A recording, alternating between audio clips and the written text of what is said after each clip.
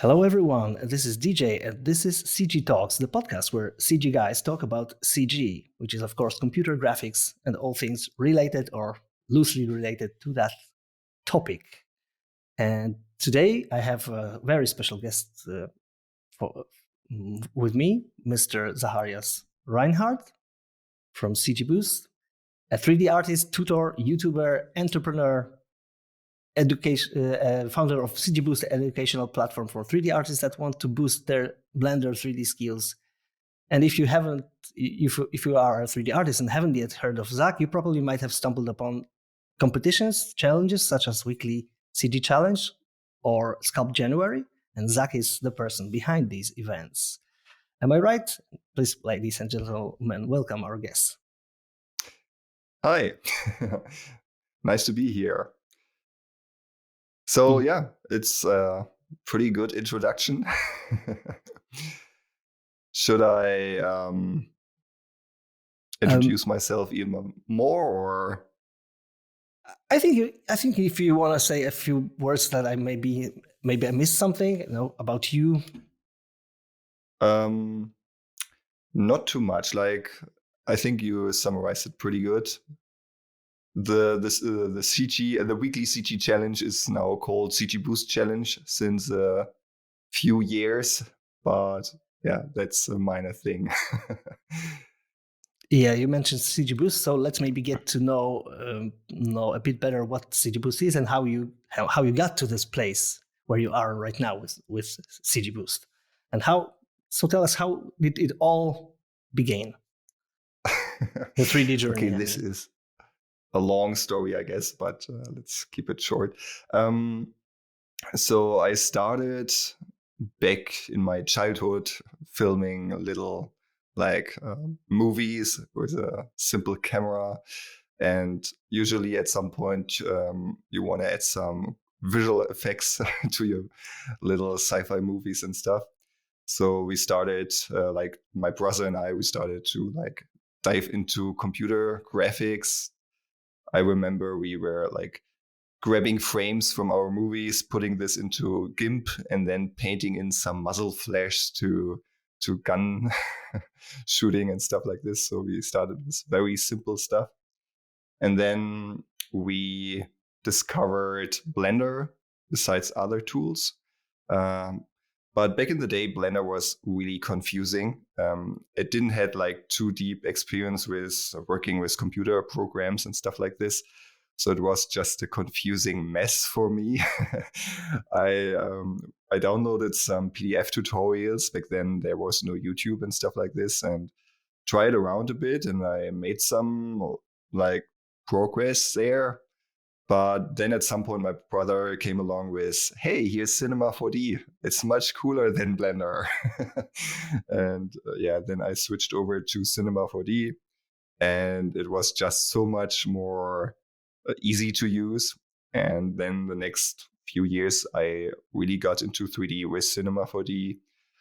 We produced a 100-minute long sci-fi film just for fun. Took us 3 years. But yeah, most work was done by my brother. I was acting and building 3D models, spaceships and stuff like this. But this movie is not available somewhere. It's in German, and it's super stupid, but it was a good experience. And ever since, I basically fell in love with 3D. So nearly all of my free time, I used to dive into 3D, make my own 3D short films, 3D animations, experiments. I have so many small clips of test renders, which I did back in the days. And yeah, this was really the thing for me. I know that I want to do 3D for a long time. Back then, I didn't know that I want to do it for a living.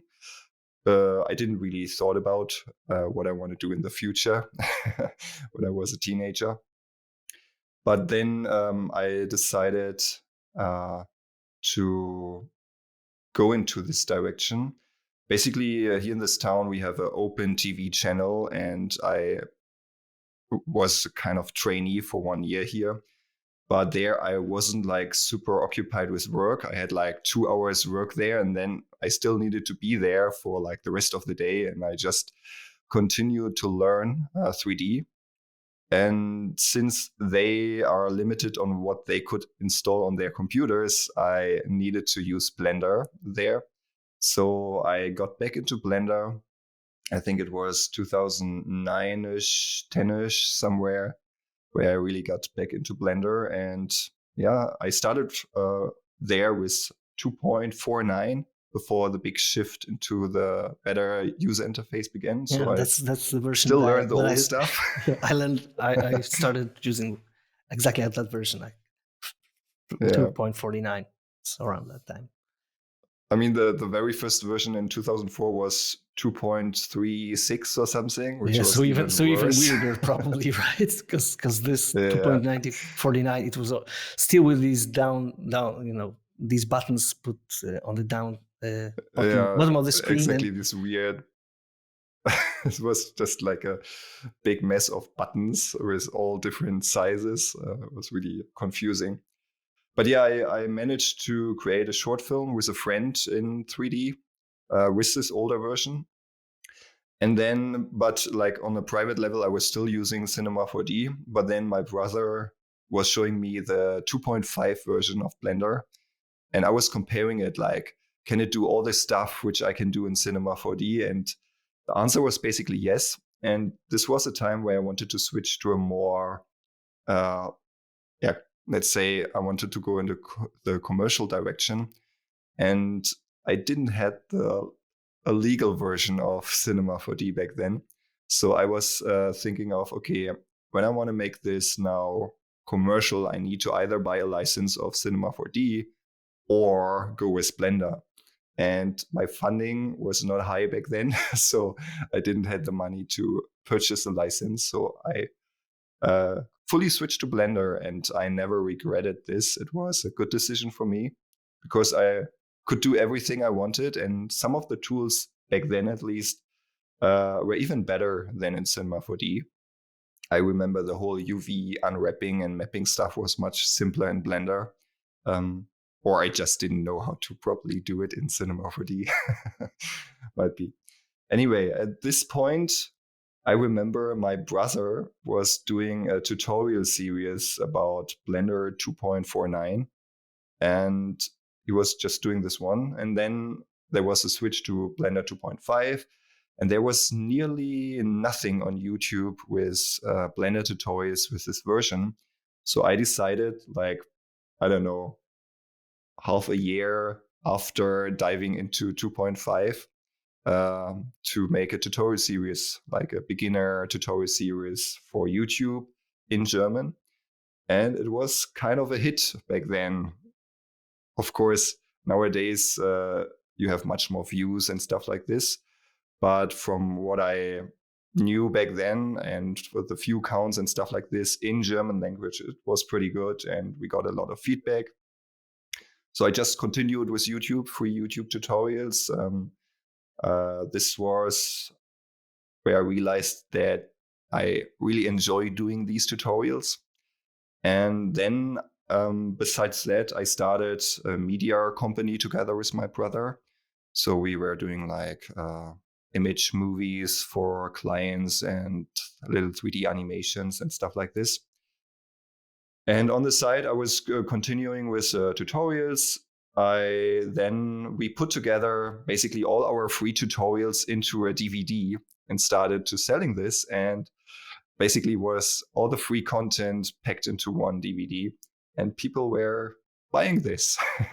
And this was the first time, I think, in 2011, where we realized, okay, we can actually make money with the DVDs and stuff, with tutorials. And then I started to create actual courses aimed for selling on DVD in German still back then. And so, yeah, it basically grew the tutorial business. At some point, I also started to give live workshops here in Germany for like hobbyists, but also in companies. And step by step, I realized, okay, this is more what I like doing instead of doing this film, movie stuff, 3D animation for clients.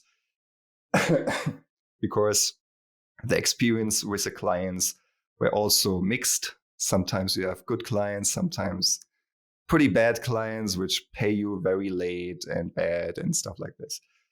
So long story short, at some point we decided to cancel this media company. My brother went into a different direction, and I still continued freelancing with 3D and stuff like this.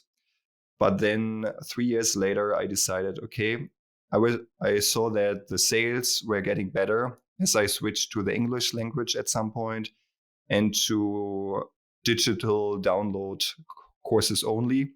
At some point, DVDs weren't a thing anymore. Then we sold our courses on USB sticks, flash drives, still ship them as physical copies. But then at some point, I just switched to fully digital. And then I saw an increase on sales every year. But the client work and the live workshops weren't like increasing over the years, like my income from these things. And then in 2019, I decided, okay, let's go all in with the tutorial business. And there I decided to found CG Boost and go all in with selling courses and doing this YouTube business.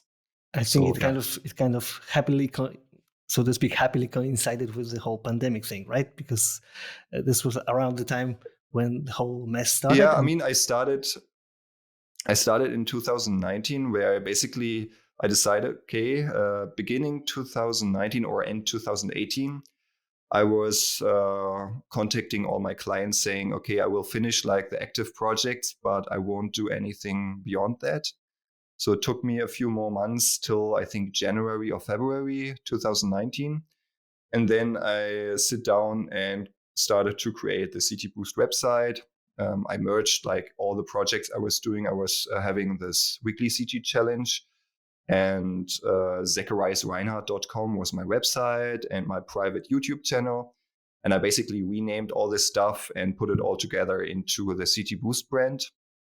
This took me a couple of months to build the website. And alongside with that, I was basically working on my Blender Launchpad course. And it was a time where Blender 2.8, the alpha and beta version, was already available, and the release was pretty close. So, and I basically spent all my savings for about 6 months to create the website and to create this course. And it was like I had savings for around 1 month left. And I was thinking, okay, now it's time to publish the course, to go live with CG Boost. And luckily, this was exactly the time where Blender 2.8 came out, which was a huge success.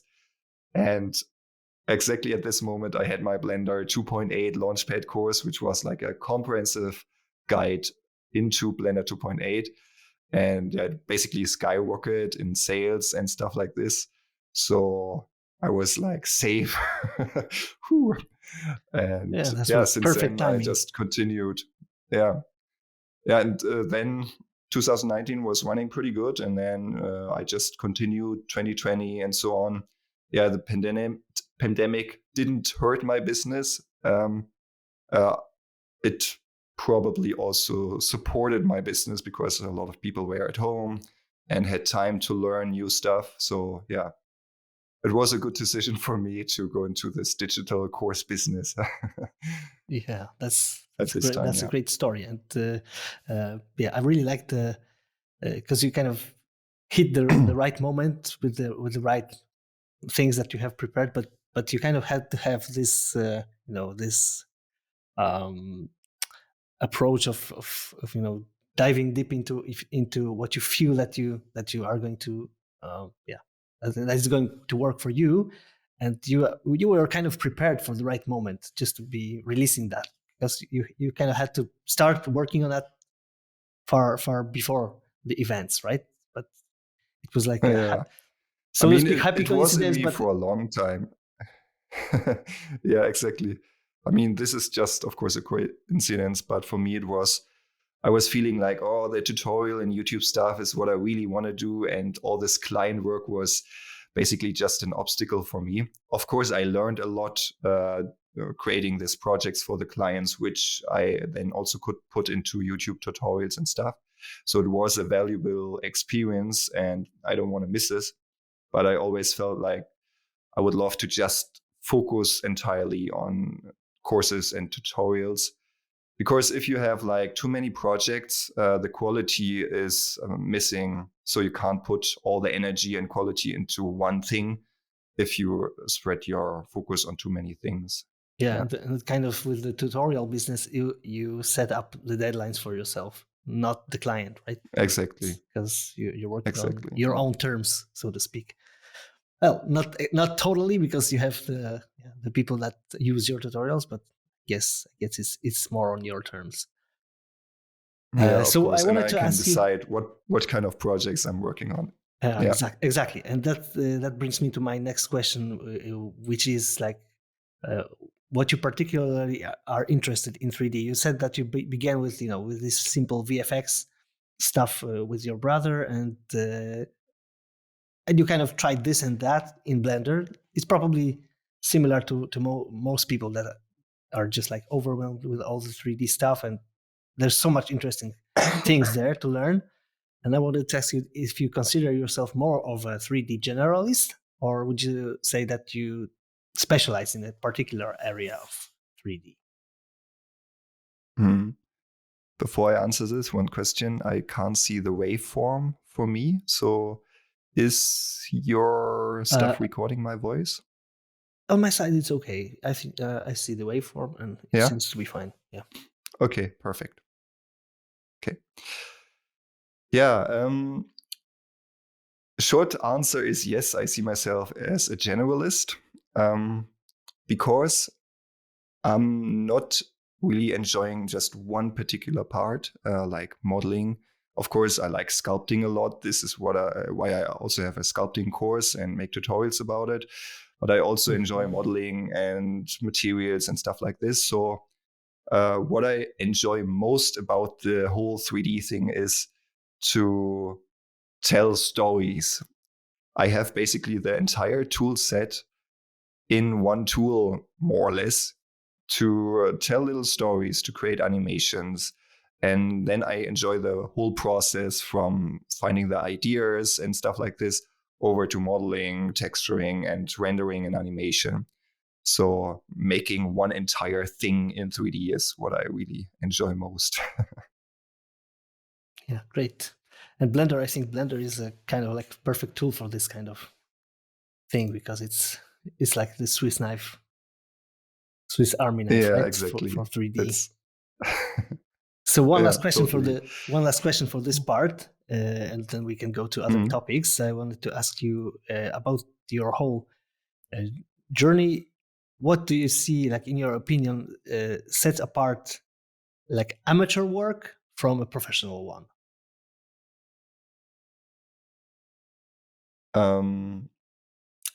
You mean like quality-wise, or are you talking about 3D work specifically, or tutorials and stuff like this? Especially 3D, 3D, yeah, generally 3D. Because tutorials, we will talk about this in the next part. But I wanted to ask about 3D because people, starting out, sometimes wonder when is that moment when I can consider myself a professional.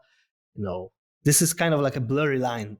It's sometimes hard to draw because quality wise, of course, it's also some, maybe we could set up some different tiers of professionalism. But how would you draw that line between professional and amateur work? I can say that, I can say that from a client perspective, like earning money with making 3D renders and stuff.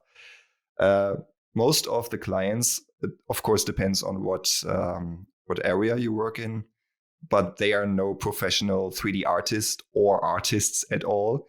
So usually for client work, let's say advertisement or product renderings and stuff like this, sometimes you don't need to be the best, don't have to be the highest quality and stuff like this, because the clients often don't understand what is good and what is not. So I think there you don't need to be like a triple A game or a cinema movie quality. But I consider, or what I see is lacking in many renders from beginners, is the artistic skill. So usually when you learn 3D, you mostly learn about all the technical stuff, modeling, texturing, and so on. But what is often overlooked is the lighting, the camera composition, and all this stuff. Because you can have simple models, simple texturing, and so on. But when you have like top-notch lighting and camera perspectives and this kind of stuff, then it will lift up the render significantly. So it is this kind of things which sets like amateur render apart from a professional render. Yeah. So you can really dive into photography, let's say, or learn about cinematography to use these principles on 3D. Because in the end, creating 3D art is similar as in the real world. You have like 3D space, you have lights you have to put there, you have a camera you have to play with, and it's basically the same principle. So if you look at good photographers which can create amazing photographs, it's pretty much the same thing. Of course, you need to know how to model your objects nicely so that they don't have weird artifacts and stuff like this. But if you have a decent model, a decent texture and material on it, then it's really about how to present it nicely with light and camera and so on. Yeah, that makes for a great tip for listeners, I guess.